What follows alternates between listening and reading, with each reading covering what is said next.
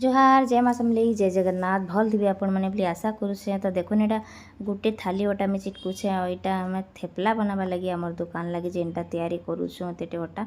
तो ओटार मात्रा टा बेसी अच्छे देखुन आ बाजरा आटा मका आटा बेसन टे सबूटा कम देवी। तापर ये रेस्ट टी पड़ी तेल टी जेनटा नून टे देकर मैं अटा के पूरा सानी देली ना। कस्तूरी मेथी भी दिखाई। तो कस्तूरी मेथी कि सुखा दियाना हुए से 2 घंटा खन बुतई देवे। बुतरी गलापर सुखा चिपी चिपी जेनटा देकर चिटकीबे और ये पैन मात्रा बिल्कुल ना पड़े। तो देखो यहाँ दही पैन देकर जेनटा चिटकुचे मुई और दही गोटे गिना ये दिखाई।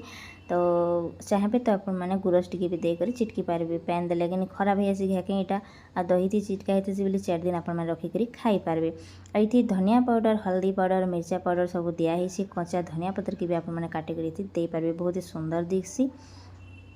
तापर देखो यहाँ चिटकी कर रखी 20 मिनट पर यहाँ हमें अलग कर छोट छोट गोला कर थेपला के पतला पतला कर हमें बेली देछुँ। तापर लेहटा हो देखुन तेल टिके देकर हम थेपला होगा रेडी। और ट्रेन टे सफर कला लोक यहाँ बहुत ही बढ़िया ये खानाटा बनईक आपण मैंने पैक कर नहीं पारे। 2-3 दिन तक 4 दिन तक आप खाई पारे। देखुन छोट छोट गोल एंता कर देछुँ और अधा जेनटा बाकी अच्छे। तो एंता करी सबू जाक थेपला के हमें बनई देमु जितकी भी पैकेट बनवा आउ पैकिंग कलाटा फिर आपको नेक्स्ट वीडियो देखामी। तो यहाँ देखो गोटे गोटे कर सब लहरी दे मिर्चा आचार थेपलाटा बहुत भल लगसी।